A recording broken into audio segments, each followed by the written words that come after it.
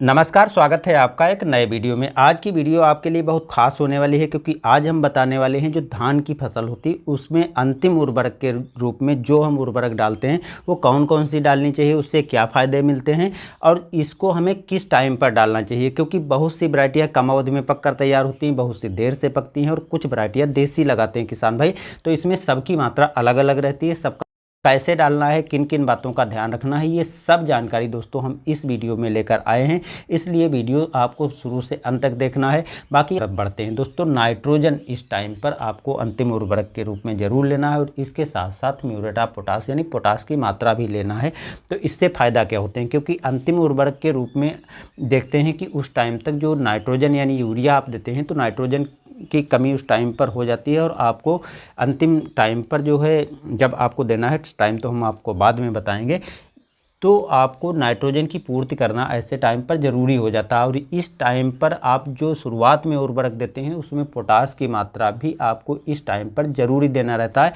अब पोटास की मात्रा यदि आप इस टाइम पर देते हैं तो उसका भी बहुत फ़ायदा है। क्या क्या फ़ायदे हैं चलिए हम आपको बता देते हैं। पहली चीज़ दोस्तों, जो आप नाइट्रोजन इस टाइम पर देते हैं तो नाइट्रोजन देने से पौधे में हरित लवक की मात्रा बढ़ती है, जिससे पौधा हरा हो जाता है और हरा होने पर पौधा इस टाइम पर भोजन आसानी से बना लेता है और जो मिट्टी में पोषक तत्व हैं उनको भी लाने में, पौधे तक पहुंचाने में काफ़ी अधिक हेल्प करता है। तो इसलिए नाइट्रोजन तो आपको देना ही देना है, जिससे पौधा आसानी से भोजन बना सके और जितनी अच्छी तरह से पौधा भोजन बना पाएगा उतनी अच्छे से पौधा विकास करेगा और बालियाँ भी उतनी अच्छे से निकलेंगी और बालियाँ निकलेंगी तो उतनी अच्छे से बालियों में दाने का भराव आदि भी होगा। तो इस आपको नाइट्रोजन भी अंतिम उर्वरक के रूप में देना है। दूसरी जो उर्वरक मैंने बताई है म्यूरेट ऑफ पोटाश यानी पोटाश की मात्रा यदि आप अंतिम उर्वरक के रूप में देने के साथ देते हैं तो उससे दोस्तों फ़ायदा ये मिलता है कि इस टाइम पर यदि आप पोटाश देते हैं तो कुछ समय के बाद गबोड़ अवस्था में धान आता है और गबोड़ अवस्था में जब आता है तो पोटाश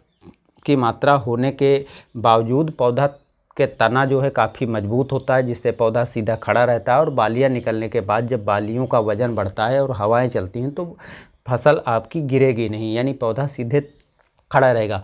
दूसरा फ़ायदा है कि बाली लंबी निकलेगी। तीसरा फ़ायदा है कि बाली में यानी धान में इस टाइम पर जो रोग बीमारियां लगती हैं उनको लगने से भी काफ़ी कम करता है, यानी लगने से भी बचाता है, ऐसा हम कह सकते हैं। इसके साथ साथ आपने देखा होगा कि दाने जब निकल आते हैं, बालियां निकल आते हैं तो उसमें दाने का भरा होता है, दुग्धावस्था उसके बाद पकता है और पकने के बाद आप फसल घर पर काट कर लाते हैं। तो इस टाइम पर जब बालियां निकलती हैं तो निकलने के टाइम पर जो है दाने का भराव अच्छे से होता है, बाली गुच्छेदार और लंबी निकलती है, जिससे दानों की संख्या ज़्यादा होती है।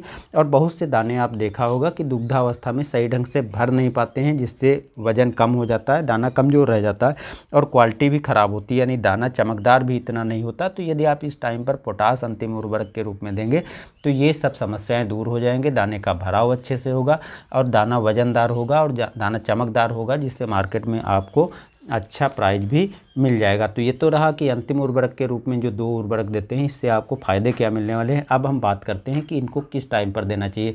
तो दो टाइम पर आप देखिए, दो तरह की वैरायटियों को हम शामिल किया। एक तो 120 दिन से कम अवधि की और एक 120 दिन से ज़्यादा, यानी 130, 35, 40, 50, 55 दिन जो कुछ समय लेती है। तो उसमें आपको अलग अलग टाइम पर उर्वरकों को देना है। तो 120 से जो कम अवधि में पककर तैयार हो जाती है उसमें जो आपको यूरिया की मात्रा लेना है वो 30 से 35 किलोग्राम लेना है और म्यूरेट ऑफ पोटाश जो लेनी है वो 15 किलोग्राम लेनी है। साथ में मिला करके आपको सीधे खेत में बुआई करना है। जो लंबी अवधि की फसल होती है तो लंबी अवधि वाले में आपको जो यूरिया की मात्रा है वो 40 से 45 किलोग्राम कर लेनी है, यानी 10 किलोग्राम मात्रा बढ़ा लेनी है और म्यूरेट ऑफ पोटाश आपको 20 किलोग्राम ले लेना है। इसको भी साथ में मिला करके दे देना है। अब जो देसी किस्में होती हैं, देसी किस्मों में जो आपको यूरिया की मात्रा रखनी है वो 20 से 25 किलोग्राम प्रति एकड़ रखनी है और जो आपको पोटाश रखनी है वो 10 किलोग्राम रखनी है, यानी जो हाइब्रिड किस्में हैं उसकी आधी मात्रा आपको कर देनी है।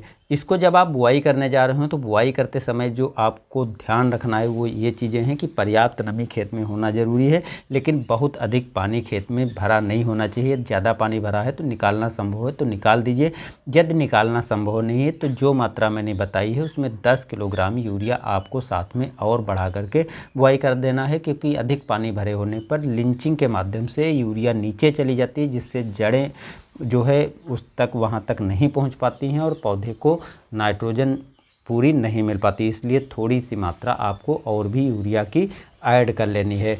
अब जो तरीका मैंने बताया है कि कम पानी होना चाहिए या पर्याप्त नमी होना चाहिए, 1 से 2 इंच तक पानी है तो आप बुआई कर दीजिए, इतनी मात्रा में कोई दिक्कत नहीं। लेकिन अधिक पानी है तो आपको 10 किलोग्राम यूरिया भी साथ में मिला करके ऐड कर लेना है। यदि देसी किस्म है तो 5 किलोग्राम यूरिया आपको साथ में और बढ़ा लेना है।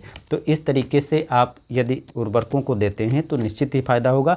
जो लंबी अवधि की हैं उसमें जो आपको उर्वरकों को देना है, जब 60 से 65 दिन की आपकी धान हो जाती इस टाइम पर दे दें, क्योंकि ये ऐसा टाइम है जिस टाइम पर देते हैं तो लगभग 10 दिन के बाद गबोड़ अवस्था में आपकी धान आ जानी चाहिए, तभी आपको इन उर्वरकों का पूरा फ़ायदा मिलेगा। यदि इससे लेट में गबोड़ अवस्था आती है तो आपको उस हिसाब से थोड़ा लेट बुआई अंतिम उर्वरक को करना चाहिए। तो अंत में हम थोड़ा सी बात कर लेते हैं। यहाँ तक वीडियो देखा है तो दोस्तों वीडियो को लाइक कर दीजिए, और चैनल पर नए हैं अभी तक सब्सक्राइब नहीं किया तो सब्सक्राइब कर दीजिए, क्योंकि ऐसी अच्छी जानकारी आपको इस चैनल के माध्यम से मिलती रहती है। आगे की वीडियो में हम बताएंगे कि जो हम घुलनशील उर्वरकों को देते हैं किस मात्रा में देनी चाहिए। पूरी जानकारी आपको जल्दी ही मिलने वाली है। तो मिलते हैं नए वीडियो में।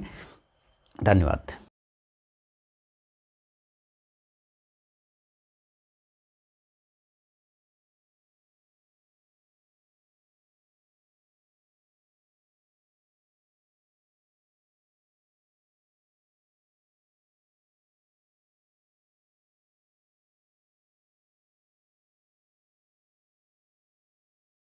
उम्मीद करता हूँ कि इस जानकारी से आपको सब कुछ समझ में आ गया होगा, जो डाउट हैं वो क्लियर हो गए होंगे, और इस तरह से यदि आप अपनी धान की फसल में अंतिम उर्वरक को देते हैं तो इसका पूरा फ़ायदा आपको मिलेगा। अब दोस्तों